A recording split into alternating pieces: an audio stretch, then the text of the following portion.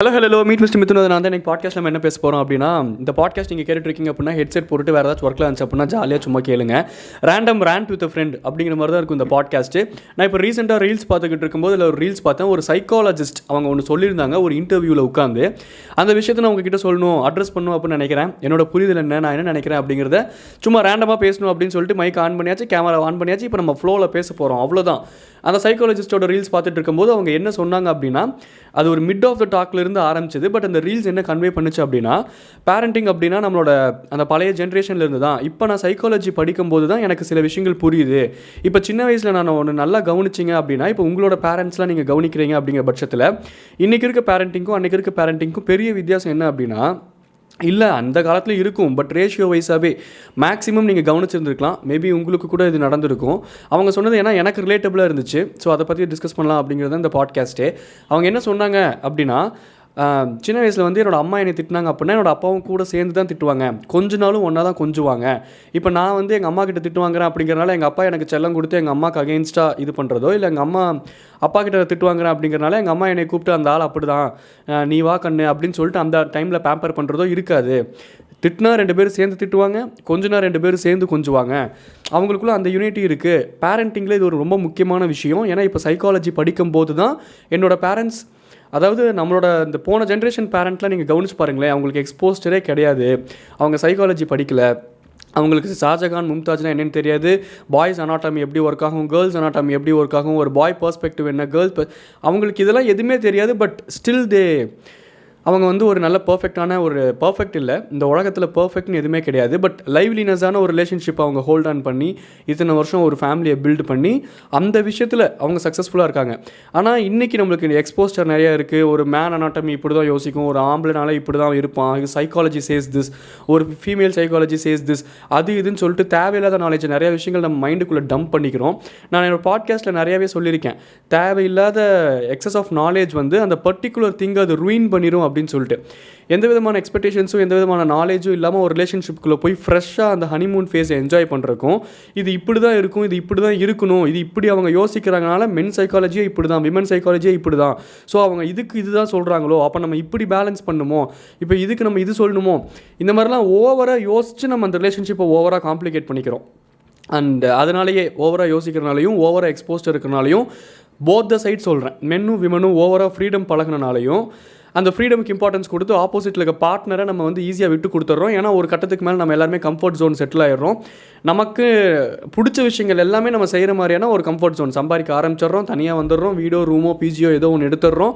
No one is there to question us அப்படிங்கிற அந்த ஒரு ஃபேஸை ரொம்ப ஈஸியாகவும் நல்லாவும் இருக்குது. அதனால ரொம்ப ஈஸியாகவும் ஹேண்டியாகவும் பழகிடுறோம். No one is there to question us, no one should question us அப்படிங்கிறத லைஃபோட நெக்ஸ்ட் ஃபேஸ் போகும்போது நம்ம அதையே எதிர்பார்க்குறோம். அதையே வந்து நம்ம லைஃப்லையும் இம்ப்ளிமெண்ட் பண்ணணும். No one should question me அப்படிங்கிற மாதிரியான ஒரு ஃபேஸுக்கு போயிடுறோம்.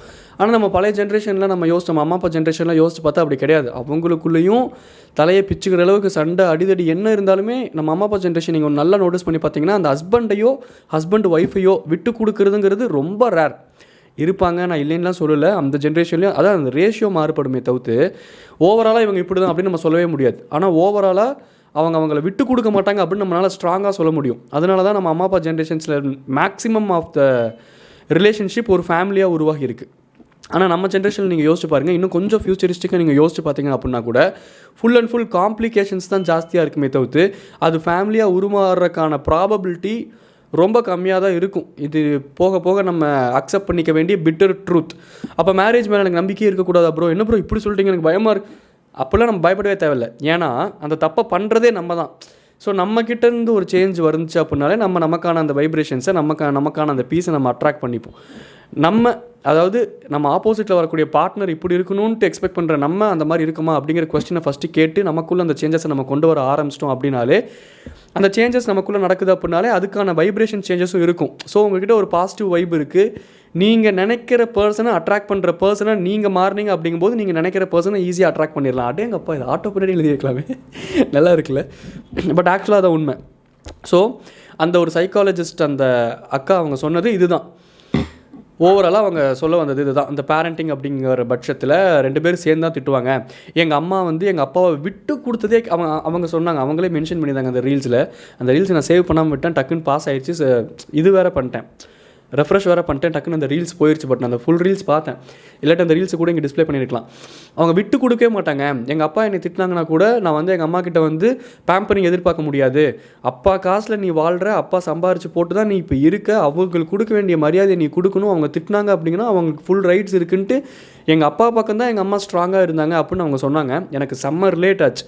ஏன்னா நான் ஆல்ரெடி ஒரு பாட்காஸ்ட்டில் கூட சொல்லியிருக்கேன்னு நினைக்கிறேன். எனக்கும் நடுவில் அப்படி தான் கொஞ்சம் எனக்கும் அது காலேஜ் டைம்லலாம் சும்மாவே முறுக்கிக்கிட்டு தெரியும். காலேஜ் டைம்லலாம் ரொம்ப சுருன்னு கோவம் வர மாதிரி இருக்கும்ல. அந்த டைமில் மேக்ஸிமம் எல்லாத்துக்குமே அப்படி தான் இருக்கும். ரொம்ப எமோஷன்ஸ் ஓரியன்டாக நம்ம யோசிப்போம். அந்த டைம்லாமே கொஞ்சம் ஃப்ரெஷராக இருந்திருப்போம் லைஃபுக்கு. காலேஜ் டைமுமே அதை விட்டு வெளியே வந்ததுக்கப்புறம் ரியாலிட்டியை ஃபேஸ் பண்ணும்போது தான் நிறைய யோசிச்சு நடந்துக்கிற மாதிரி இருக்கும். எமோஷன்ஸை சப்ரெஸ் பண்ணி மைண்ட் லெவலில் யோசித்து முன்ன பின்ன பேலன்ஸ் பண்ணுற மாதிரிலாம் நம்ம தெரிஞ்சுக்கிருப்போம்.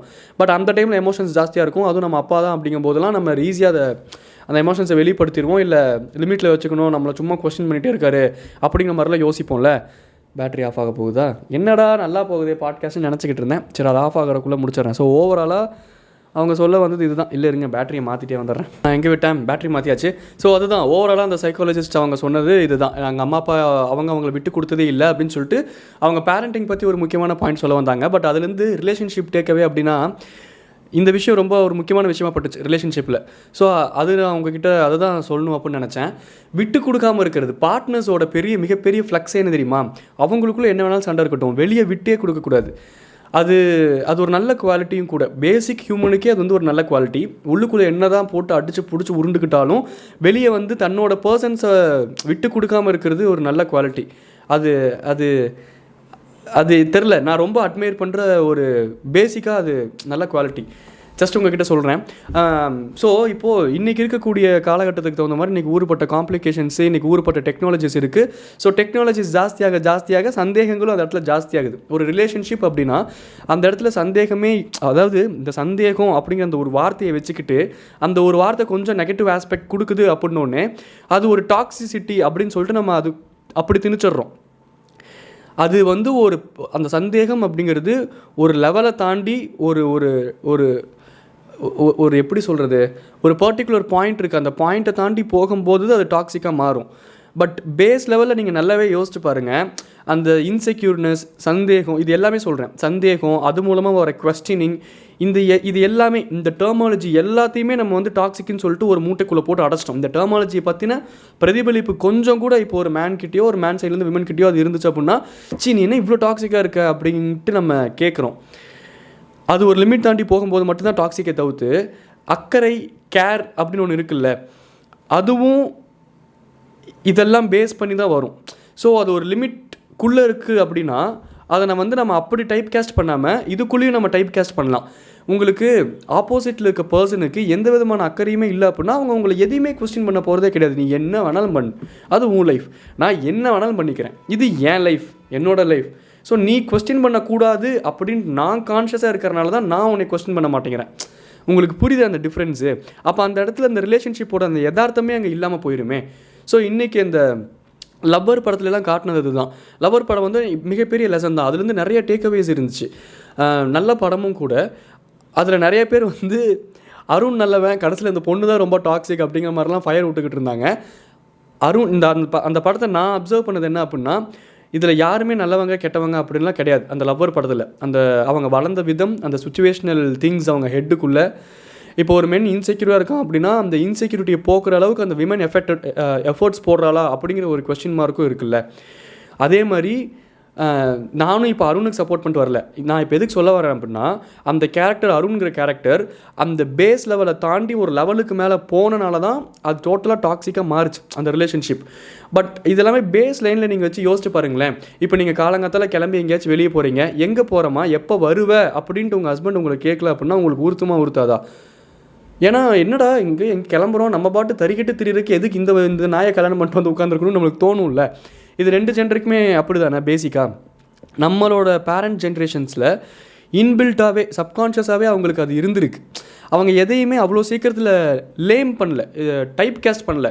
ஒரு ஒரு ஒரு ஒரு மென் ஒரு விஷயம் பண்ணாலோ நீ இப்படி தான் அப்படின்னு ஒரு விமன் டைப் கேஸ்ட் பண்ணல. ஒரு விமன் ஒரு விஷயம் பண்ண முற்படுறாங்க அப்படிங்கும்போது ஒரு மென்னும் இருந்துக்கிட்டு அது டைப் கேஸ்ட் பண்ணல, நீ இதுக்காக தான் இது பண்ணுற அப்படிங்கிற அந்த இதே இல்லை. ஏன்னா இதில் நிறையா விஷயங்கள் இன்வால்வ்டு. அவங்களுக்கு பெருசாக அந்த இன்செக்யூரிட்டி பெரிய லெவலில் இருந்தது கிடையாது. நமக்கு இன்றைக்கி இருக்கிற அளவுக்கு நமக்கு இன்றைக்கி எக்ஸ்போசர் ஜாஸ்தி அதுன்னு சொல்லிட்டு நம்ம என்னென்னமோ சொல்கிறோம். அப்படி இப்படிலாம் இருக்குது. ரிலேஷன்ஷிப் அப்படின்னு வரும்போது அந்த ஒரு இன்செக்யூரிட்டிஸ்லாம் கொஞ்சமாச்சு பேஸ் லெவலில் கூட இல்லை அப்படின்னா அந்த ரிலேஷன்ஷிப்கான யதார்த்தமே இருக்காது. இதெல்லாம் நான் எதுக்கு சொல்கிறேன் அப்படின்னா, அந்த பேஸ் லெவலுங்கிறதே உங்களுக்கு இரிட்டேட்டிங்காக இருக்குன்னு வச்சுப்போமே. ஃபார் எக்ஸாம்பிள் நான் வந்து பியாண்ட் த ஜெண்டர் பேசுகிறேன், 2 இரிட்டேட்டிங்காக இருக்குன்னு வச்சுப்போமே. So over the period of time அது கண்டினியூ ஆகிக்கிட்டே இருக்குது அப்படிங்கிற பட்சத்தில் நீங்கள் 2 பேருமே பேசி அதை சார்ட் அவுட் பண்ணல, பேலன்ஸ் பண்ணல அப்படிங்கிற பட்சத்தில் அது ஒரு கட்டத்துக்கு மேலே போயிட்டால் எனக்கு தெரிஞ்ச மென் சைக்காலஜின்னு இல்லை, பேசிக்காக ஆமாம் அது அப்படி தான். அது எப்படி ஒர்க் ஆகும் அப்படின்னா, ஒரு கட்டம் வரைக்கும் போராடி பார்ப்போம், கத்துவோம், அழுவோம். அந்த விஷயத்தை ஹோல்ட் ஆன் பண்ணுறதுக்கு என்னெல்லாம் எவ்வளோ எக்ஸ்ட்ரீம் பண்ண முடியுமோ ட்ரை பண்ண தான் செய்வாங்க மென்னும். அதுக்கு மேலே ஒரு கட்டத்துக்கு மேலே அதான் அந்த லவ்வர் படத்துலேயே அப்படி தான் இருக்கும். அந்த ஒரு கட்டத்துக்கு மேலே அந்த அருண் சைலண்ட் ஆயிடுவார்ல, மென்னுக்கு அவ்வளோ தான் வரும். ரொம்ப போராடி ட்ரை பண்ணி பார்ப்போம், என்ன வேணாலும் பண்ணலாம். ஆனால் ஒரு கட்டத்துக்கு மேலே அது சைலண்ட் ஆகிட்டாங்க அப்படின்னா அவ்வளோதான், தே லெட் கோ அப்படின்னு அர்த்தம். அதுக்கு முன்னாடி வரைக்கும் தே லெட் கோன்ட்டு ஸ்டேட்டஸ் வச்சாலும் சரி, வாயை திறந்து சொன்னாலும் சரி, அழுது போராடி குட்டிக்காரணம் போட்டு ரூம்குள்ளே அவன் என்னென்ன பண்ணுறான் அப்படிங்கிறது ஒரு பையனுக்கு தான் தெரியும். பசங்க யாராச்சும் இதை பார்த்தீங்க அப்படின்னா அவங்களால ரிலேட் பண்ணிக்க முடியும். ஆனால் அவன் எங்கே சைலண்ட் ஆகிறானோ அங்கே தான் ப்ராப்ளம். அங்கே தான் அவன் உண்மையாலுமே அது அவன் மைண்டில் இருந்து அவன் இதை தூக்கி ஓரம் வச்சுட்டான், அவன் போராடி பார்த்துட்டான், அவனால் முடியல, அதை தூக்கி ஓரம் வச்சுட்டான் அப்படிங்கிற ஒரு ஸ்டேட் வரும். இதெல்லாம் நான் எதுக்கு சொல்கிறேன் அப்படின்னா, சம்மந்தமே நம்ம இப்போ எதுக்கு சொல்லிக்கிட்டு இருக்கேன். அந்த அக்கா சொன்னதுலேருந்து இந்த டேக்அவே இது தான். இப்போ இந்த ஓவராலாக ரிலேஷன்ஷிப்பில் முக்கியமாக அந்த டேக்அவேன்ட்டு நான் சொல்ல வந்தது என்னென்னா, உங்கள் பார்ட்னர் மேலே over the period of time இது வந்து இப்படி தான் நீங்கள் டைப் காஸ்ட் பண்ணிட்டீங்க, ஸோ அதே ஆங்கிளில் தான் அவங்கள பார்த்துக்கிட்டு இருக்கீங்க அப்படிங்கிற பட்சத்தில் உங்களுக்கு வெறுப்பே வருது அப்படின்னாலும் அந்த இடத்துல உங்கள் பார்ட்னரை நீங்கள் லூஸ் பண்ணலாம். ஆனால் உங்கள் குழந்தையோட அப்பாவாக நீங்கள் அவங்கள விட்டு கொடுக்காமல் இருக்கீங்களே, அது ஒரு குவாலிட்டி. அது குழந்தையோட அப்பாவோ இல்லை அம்மாவோ விட்டு கொடுக்காமல் அவங்கக்கிட்ட அந்த குழந்தைகிட்ட அப்படி ப்ரொஜெக்ட் பண்ணுறது ஒரு ரொம்ப நல்ல குவாலிட்டி. இது பர்சனாகவே நம்ம எல்லாருமே தனிப்பட்ட முறையில் இதை டெவலப் பண்ணிக்க நம்ம இது பண்ணணும். ஏன்னா ப்ராக்டிக்கல் ரியாலிட்டிங்கிறது வேறு. நம்மளுக்கு நாளைக்கு அமைய போகிற love story, arrange marriage story, any marriage ஸ்டோரிங்கிறது ஃபேண்டஸியாக தான் இருக்கும், ரோமியோ ஜூலியட்டாக தான் இருக்கும், படத்தில் காமிக்கிற மாதிரி இப்படி தான் இருக்கும், எக்ஸ்ட்ரீம் தான் லவ்னா அப்படிங்கிற மாதிரி நம்ம மைண்ட் லெவலில் இருக்கும். அது நடந்துச்சுன்னா ரொம்ப சந்தோஷம், அப்படி நடக்கும், நான் இல்லைன்னா சொல்லலை. பட் ப்ராக்டிக்கல் ரியாலிட்டிஸில் அப்படியே நடந்தாலும் அதுக்கு கீழே நிறைய குட்டி குட்டி குட்டி குட்டி குட்டி குட்டி விஷயங்கள், பிரச்சனைகள், டிஃப்ரென்ஸ் ஆஃப் ஒப்பீனியன்ஸ், இந்த மாதிரி நிறைய குட்டி குட்டி விஷயங்கள் இருக்குது. ஸோ அந்த ரியாலிட்டி ஹிட் ஆகும்போது நாளைக்கு நம்மளுக்கு லைஃப் எப்படி வேணாலும் இருக்கலாம், நம்மளுக்கு நல்ல ஹஸ்பண்ட் நல்ல ஒய்ஃப் அமைஞ்சிருக்கலாம். பட் இருந்தாலும் ஒரு சின்ன மிஸ் அண்டர்ஸ்டாண்டிங், ஒரு சின்ன வெறுப்பு, ஒரு வெறுமை அந்த இடத்த கவர் பண்ணியிருந்துருக்கலாம். நாளைக்கு இப்போ ஒரு குழந்தை இருக்காங்க அப்படிங்கிற பட்சத்தில் ஆப்போசிட்டில் இருக்க பார்ட்னர் மேலே எனக்கு ஒரு வெறுமை, எனக்கு ஒரு வெறுப்பு இருக்குது அப்படிங்கிறனால அந்த பார்ட்னரை, என்னோட மனைவியை இல்லை என்னோட ஹஸ்பண்டை, அந்த ஹஸ்பண்ட் இல்லை மனைவிங்கிற ஸ்தானத்துலேருந்து நான் கொஞ்சம் தள்ளி வச்சுருக்கலாம். டென்ஷன்றாக இந்த பார்ட்டி அப்படிங்கிற மாதிரி கொஞ்சம் நான் கொஞ்சம் ஏதோ வெறுப்பில் ஒரு மிஸ் அண்டர்ஸ்டாண்டிங்கில் இருக்கலாம். ஆனால் இப்போ என்னோடய குழந்தை, அது என்னோடய குழந்தைன்னு ஃபஸ்ட்டு எங்களோட குழந்தை அப்படி தானே வரும். ஸோ அந்த டைம் வந்து நம்ம ஃபேமிலியாக தான் யோசிக்கணும். அப்போ அந்த குழந்தை இருக்கும்போது என்னோடய வெறுப்பை, அந்த வெறுப்புக்கான ஈகோவுக்கு தீனி போடுறதுக்கு நான் அந்த குழந்தைய அந்த என்னோடய ஆப்போசிட்டில் இருக்க பார்ட்னர்கிட்ட இருந்து நான் கொஞ்சம் அப்போஸ் பண்ணி வைக்கக்கூடாது. இப்போ எக்ஸாம்பிள் சொல்லணும்னா, ஒரு ஃபேமிலி இருக்குது, ஒரு ஹஸ்பண்ட் இருக்காங்க, ஒரு ஒய்ஃப் இருக்காங்க, ஒரு குழந்தை இருக்குது. ஹஸ்பண்டுக்கும் ஒய்ஃபுக்கும் ஒரு misunderstanding over the period of time, ஒரு லாங் பீரியடில் இருக்காங்க, கொஞ்சம் சைலன்ஸ்லேயே இருக்காங்க. என்னன்னா என்ன ஓகேன்னு அப்படி பேசிகிட்டு இருக்காங்க. ஸோ ஆப்போசிட்டில் 2 பேருக்குமே ஒரு குட்டி வெறுப்பு இருக்குன்னு வச்சுப்போம். இப்போ அந்த குழந்தை வந்து அவங்க அம்மாவை கத்துது. அந்த குழந்தைக்கு ஒரு கரெக்டாக விவரம் தெரிகிற வயசு. அப்போ அந்த வயசில் கொஞ்சம் சுறுசுறுன்னு கோவம் வரும் எல்லா குழந்தைகளுக்கும். அப்போ அந்த அம்மாவை கத்துது, நீ தாண்டி இப்படி பண்ணிமா, இப்படி தான் பண்ண, நான் ஸ்கூலில் இது தான் சொன்னேன், நீ அதுக்கு தான் இப்படி பண்ண, சீ உனையெல்லாம் நீலாம் ஒரு அம்மா அப்படி இப்படின்னு சொல்லிட்டு போகுதுன்னா, எனக்கு ஆப்போசிட்டில் இருக்க பார்ட்னர் மேலே வெறுப்பே இருந்தாலும் கூப்பிட்டு வச்சு கன்னத்தில் பொழிச்சுன்னு ஒன்று வச்சு உங்கள் அம்மாவை எதிர்த்து பேசுகிற அளவுக்கு உனக்கு தைரியம் வந்துருச்சா? என்ன நினச்சிக்கிட்டு இருக்கு? இப்போ நான் சொல்கிறது ஏதோ வயலன்ஸு கீழே வரும் அப்படி இப்படின்னு நீங்கள் நினைப்பீங்க. அப்படிலாம் இல்லை. அது இப்போ சொல்லும் போது அப்படி சொல்கிறது தான். தன்னோட குழந்தைன்னு வரும்போது கண்டிக்க வேண்டிய விதத்தில் கண்டித்து தான் ஆகணும். இப்போ எங்கள் அப்பா என்னை ஸ்கேல் எடுத்து 2 சுளீர்னு வச்சனால தான் இன்னைக்கு நிறையா இடங்களில் நான் கொஞ்சம் பளீர்னு கொஞ்சம் தப்பிச்சு வந்துக்கிறேன். கொஞ்சம் ஏதோ ஒரு எத்திக்ஸ் ஏதோ ஒன்று நம்ம ஏதோ ஒன்று இருக்குது அப்படிங்கிற பட்சத்தில் அதுக்கு காரணம் அன்றைக்கி வாங்கின அடி தான். அதுவாச்சும் புரிய வருது இப்போது.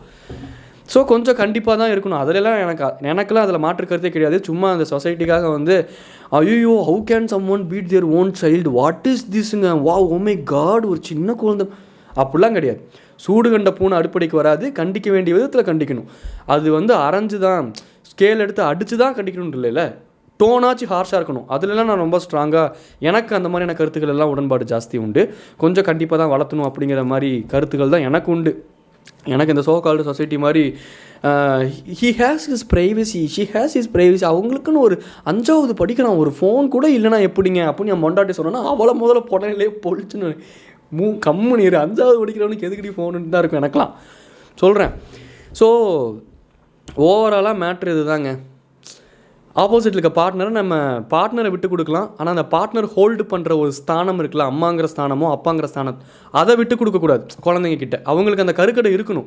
ஏன்னா எண்ட் ஆஃப் த டே நீங்கள் உங்கள் பார்ட்னருக்கு கூட நீங்கள் அவ்வளோ டாக்ஸிக்காக உங்கள் பார்ட்னர் இருக்காங்க பட்சத்தில் உங்கள் பார்ட்னருக்கு கூட நீங்கள் ஏதாச்சும் கெடுதல் நினைக்கலாம். நான் இன்றைக்கி இப்போது உன் பாஸ் கிட்ட திட்டு வாங்கிட்டு வா, அப்போ தான் உனக்குலாம் அறியும், அந்த மாதிரி ஒரு ஃபன்னி டோன்லேயாச்சும் ஒரு கெடுதல் நினச்சிடலாம். ஆனால் நீங்கள் கெடுதலே நினைக்காத ஒரே ஜீவன் நீங்கள் பெற்றுக்க போகிற அந்த குழந்தை தான். அப்போ ஆப்போசிட்டில் இருக்க உங்கள் பார்ட்னருக்கும் அதே மாதிரி தான். அந்த குழந்தைக்கு அவங்க ப்ரீச் பண்ணுற எந்த விஷயமே தப்பாக இருக்காது, அவங்களும் அந்த கேரில் தான் பண்ணுவாங்க. ஸோ நீங்கள் உங்கள் பார்ட்னரை அம்மாவை சண்டை போடுறியா, திட்டு, இப்படி தாண்டி எனக்கு வேணும்டி, நான் பெற்றது வந்து உன்னை திட்டுது பார்த்தியா, உனக்கு நீ இங்கே வாமா, அம்மா உன்னை திட்டாங்க, அடிச்சிட்டாங்களா, அப்பா உன்னை வெளியே கூப்பிட்டு போகிறேன் அப்படின்ட்டு உங்கள் குழந்தை உங்களோட ஒய்ஃபையோ உங்கள் ஹஸ்பண்டையோ எதிர்த்து பேசுகிற ஆக்டை நீங்கள் அங்கீகரிக்கிற மாதிரி என்கரேஜ் பண்ணுற மாதிரியான ஆக்டிவிட்டீஸில் நீங்கள் இறங்கும்போது நெக்ஸ்ட் டைம் அந்த குழந்தைக்கு இன்னும் ஈஸியாக இருக்கும். எதிர்த்து பேசுகிறதுக்கும் அம்மா தானே அப்படிங்கிற அந்த ஒரு இலக்கார டோன் வரக்கும். அப்பா தானே, இந்த ஆள் நமக்கு அம்மா இருக்காங்க, நம்ம அம்மா கிட்ட போனால் நம்மளுக்கு வேலை நடக்க போகுது, இந்த ஆள் சொன்னால் தான் நம்ம கேட்கணுமா, அந்த இலக்கார டோன் வந்துடும் அப்பா மேலேயோ அந்த அம்மா மேலேயோ. ஸோ ஓவராலாக ஃபேமிலியை பேலன்ஸ் பண்ணும்போது, ஃபேமிலி பேலன்சிங்னு வரும்போது ஆப்போசிட்டில் இருக்க பார்ட்னராக பார்க்காதீங்க. அவங்க அம்மாங்கிற ஸ்தானத்தில் இருக்காங்க இல்லை அப்பாங்கிற ஸ்தானத்தில் இருக்காங்க அப்படிங்கிறத பார்த்தும் நம்ம யோசிச்சும் நடந்துக்க வேண்டிய சுச்சுவேஷன் இருக்குது. ஆப்போசிட்டில் இருக்க ரொம்ப டாக்ஸிக்காக இருக்க ப்ரோ, நான் மட்டும் ஏன் ப்ரோ அவனுக்காக அவ்வளோ யோசிக்கணும் அப்படின்னு நீங்கள் கேட்டிங்க அப்படின்னா, கெட்டாலும் மேன்மக்களே சுட்டாலும் சங்கு வெண்மை தரும். அந்த மாதிரி நமக்குன்னு சில எத்திக்ஸ் நமக்குன்னு சில விஷயங்கள் வச்சுக்கணும்ல, அது நமக்கான சாட்டிஸ்ஃபேக்ஷன். நம்ம எண்ட் ஆஃப் த டே நம்ம நைட் படுத்து தூங்கும்போது நான் என் ஒய்ஃபை என் ஹஸ்பண்டை என்ன வேணாலும் திட்டலாம், அடிக்கலாம், போட்டு பொழக்கலாம், தூக்கி போட்டு சாத்தலாம். ஆனால் நான் பெற்ற குழந்தையாகவே இருந்தாலும் அவளை பேசக்கூடாது. அது அப்படி யோசித்து பார்க்கும்போது ஒரு திருப்தியாக இருக்கும்ல.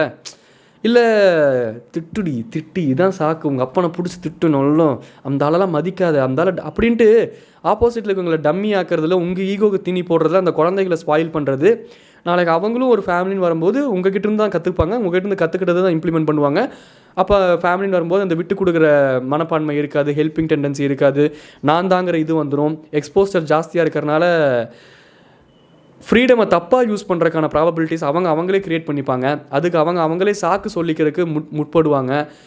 தான் மனசை தேத்திக்கிறதுக்கு எனக்கு இப்படி ஒரு ஃபேமிலி அமையல, பட் நான் ஜாலியாக தான் இருக்கேன், I'm freedom women, I'm freedom men, I have அப்படிங்கிற ஒரு இதுக்கு நம்ம எண்ட் ஆஃப் த டே ஹியூமன்ஸை பொறுத்த வரைக்கும் ஒன்று தான். இந்த உலகத்தில் நீ என்ன பண்ணினாலும் அதை சரியாக்குற மாதிரியான ப்ராபப்ஸும் அதை சரியாக்குற மாதிரியான ஒரு கருத்தும் இந்த உலகத்தில் இருந்துக்கிட்டே இருக்கும். நம்ம என்ன பண்ணாலும் அந்த பண்ணுற விஷயத்த சரின்னு சொல்கிறதுக்கு, அடித்து பேசுகிறதுக்கு 10 கருத்துகளும் 10 ப்ராபப்ஸு நம்மளை சப்போர்ட் பண்ணுறதுக்கான ஒரு கூட்டமே, நம்ம என்ன பண்ணாலும் நம்மளை சப்போர்ட் பண்ணுறதுக்கு ஒரு கூட்டம் இருக்கும். ஸோ நல்லது கெட்டதுன்னா எதுவுமே கிடையாது. நம்ம லைஃபுக்கு, நம்ம தாட் ப்ராசஸுக்கு நம்மளுக்கு ஃபேமிலி தான் முக்கியம் அப்படின்னு அதில் இறங்கிட்டோம் அப்படின்னா, அதில் இல்லை இது நான் எதுக்கு இந்த ஃப்ரீடம் நல்லா இருக்குது, பேசாமல் இதே ஃபேஸில் இருந்துருவோமா அப்படின்னு யோசிச்சோம்னா, நான்லாம் நிறையா டைம் யோசிச்சிருக்கேன். ஆனால் எனக்கு தெரியும் எண்ட் ஆஃப் த டே எனக்கு இது ஒர்க் ஆகாதுன்ட்டு. ஆனால் அந்த மாதிரி சொல்கிறேன், அந்த ஒரு ஃப்ரீடம் ஸ்பேஸ்லேயே இருந்துருவோமா அப்படின்னா அதுலையாச்சும் ஸ்ட்ராங்காக இருந்து ஜாலியாக இருந்துடணும். இன்னொருத்தவங்களை உள்ளே விட்டு 2 பேரும் போட்டு அடிச்சுக்கிட்டு நாளைக்கு குழந்தைன்னு ஒன்று பெற்று டோட்டலாக கயாசாவே கொண்டு போகக்கூடாது. சந்தோஷமாக ஒரு முடிவு எடுத்து சந்தோஷமாக ட்ராவல் பண்ணுறதுல அங்கங்கே கயாசு பிரச்சனை முன்ன பின்ன அடிச்சுக்கிட்டு பிடிச்சி அதெல்லாம் அப்பப்போ நல்லாயிருக்கும். அப்படி இருந்தால் தான் மறுபடியும் நல்லா சூரியன் சுளீர்னு உச்சி மண்டல அடித்தா தான் நிழலோட அருமை தெரியும். நிழலில் வந்து உட்காரும்போது சொர்க்கமாட்டம் இருக்கும். அந்த மாதிரி ஹஸ்பண்டோ ஒய்ஃபோ நல்லா திட்டி சண்டை போட்டு கோச்சிக்கிட்டு 2 நாள் கழித்து சரிடி போச் அப்படி சொல்லும் போது தான் அது நல்லாயிருக்கும். அது அந்த ஒரு அருமை அது நல்லாயிருக்கும். அது இருக்கலாம் அப்ஸ் அண்ட் டவுன்ஸு. ஆனால் காம்ப்ளிகேஷன்ஸ் நான் என்ன சொல்ல வந்தேன், என்ன பேச வந்தேன்னு எனக்கே விட்டு புட்டு வளட்டுறது உள்ளுக்குள்ளே மண்டை. அந்தளவுக்கு காம்ப்ளிகேஷன்ஸ் இந்த ஜென்ரேஷனில் சொல்கிறேன். ஸோ சிம்பிளாக முடிச்சிடுறேன், 2 செகண்டில் சொல்லிட்டு வீடியோ விட்டு கிளம்பிடுறேன் ஒரு 2 மினிட்ஸில். அந்த அக்கா சொன்னது இதுதான், நம்மளோட பேரண்ட்ஸ் வந்து அவங்க ஒருத்தங்க விட்டு கொடுத்ததே கிடையாதுன்ட்டு. அதை பார்க்கும்போது கேட்கும்போதே நம்ம பேரண்ட்ஸ் நினச்சி பார்க்க தோணுது. நம்ம பேரண்ட்டை நினச்சி பார்க்கும்போது நம்ம அம்மாவும் இப்படி தான், அப்பாவும் இப்படி தான். நான்லாம் எங்கள் அப்பா கிட்ட ஒரு டைம் முறுக்கிக்கிட்டு தெரிஞ்சுமா எங்கள் அம்மா கால் பண்ணி, ஓ மைனர் அவ்வளோ பெரிய ஆளாயிட்டீங்களா, மூடிக்கிட்டு உங்கள் அப்பா கிட்ட கொன்றுவேன் எங்கள் அம்மா என்னை திட்டிருக்காங்க லிட்ரலாக.